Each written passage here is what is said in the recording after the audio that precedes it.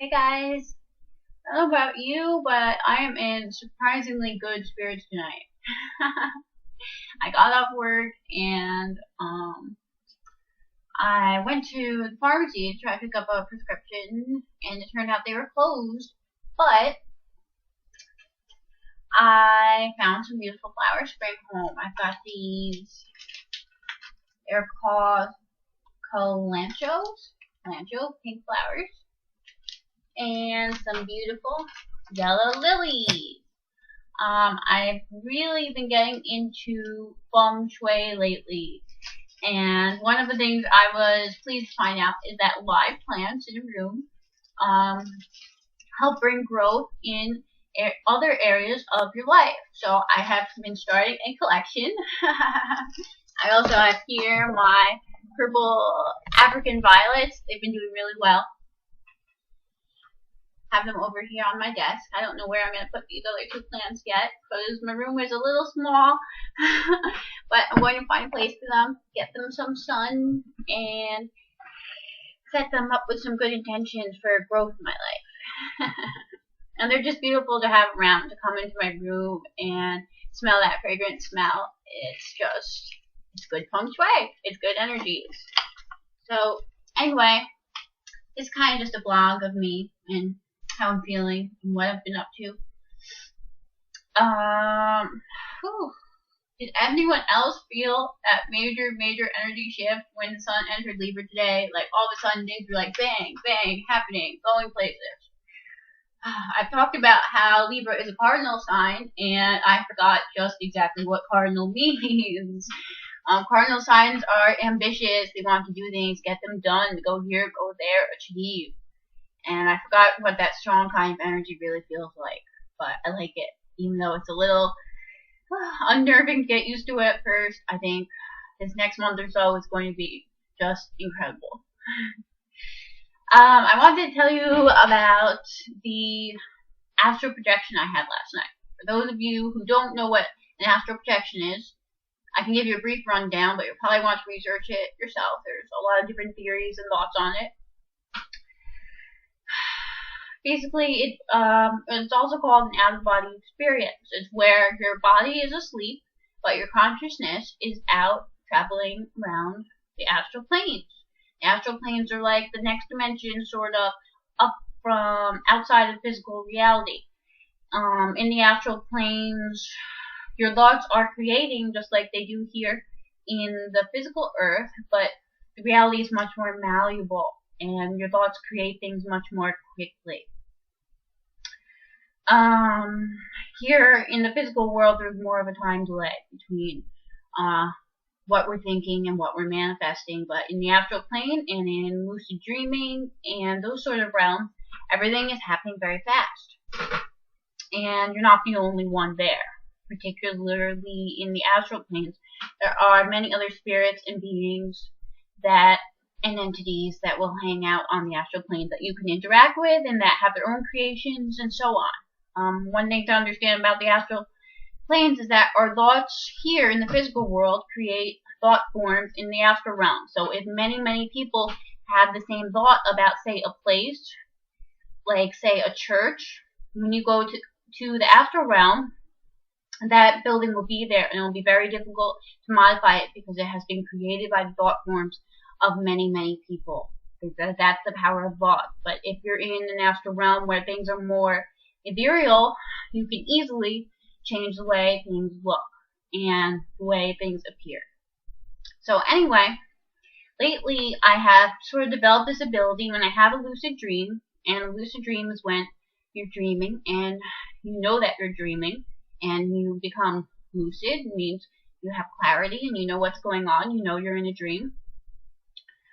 And then you then have the ability to explore the dream, to change the dream how you wish. It's even more malleable than simply being in the astral planes, depending on how lucid you are. You can be sort of half lucid where you know you're dreaming, but not quite clear enough to take over the course of events, and you sort of just follow along.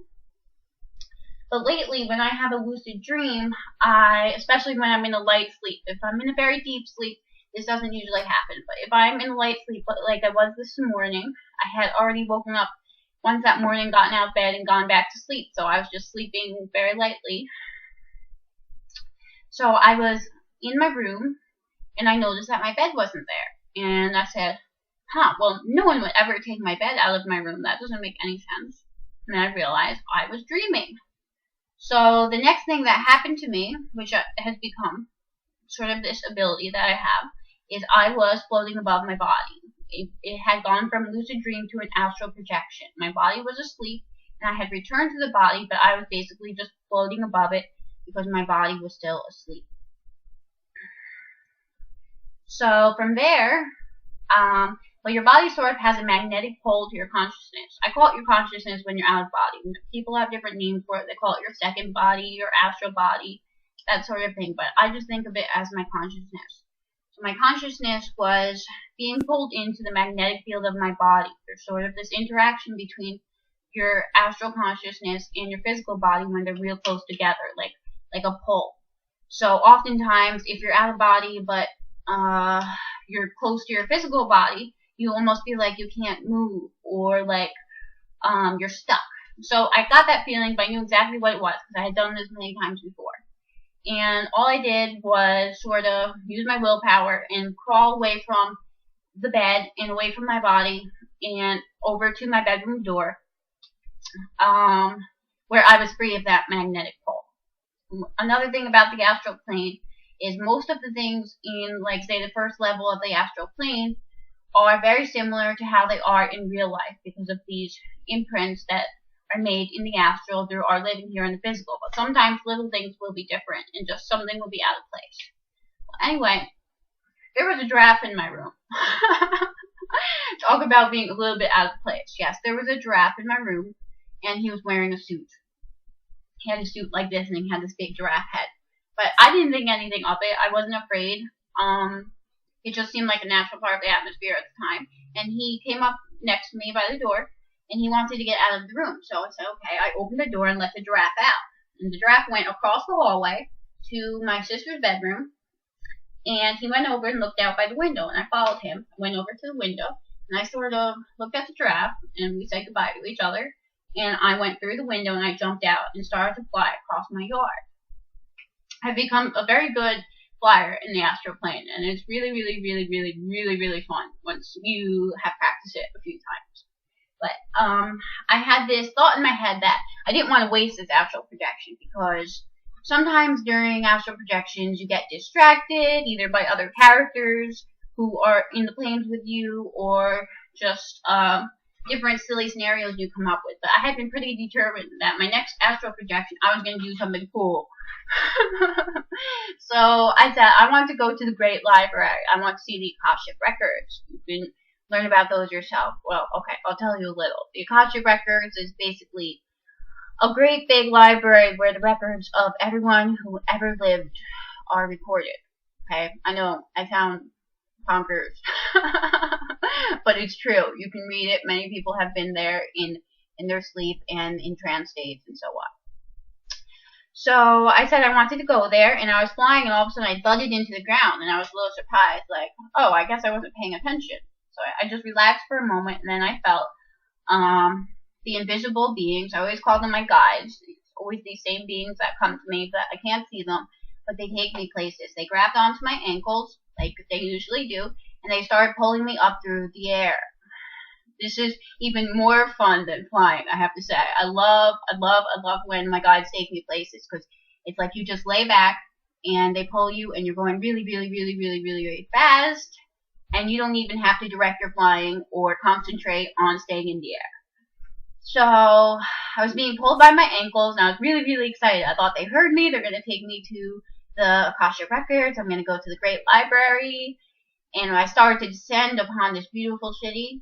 And then all of a sudden, I woke up. My dad was in his bedroom on the other side of the house, and he had sneezed really, really, really, really loud.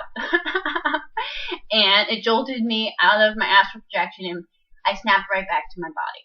So that was my experience this morning. I was a little bit disappointed because I knew I was going to go somewhere really cool, but now I almost feel more confident that I'm going to have another astral projection soon and be able to really check out that library. I have my focus, and I know what I want, and I think it's going to be a cool experience.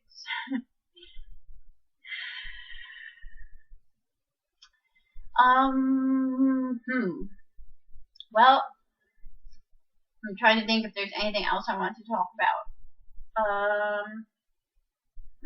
Well, Mercury is making this trine to Jupiter, and I think that might be one of the reasons why I'm in such a good mood. Mercury in Libra trining Jupiter in Gemini.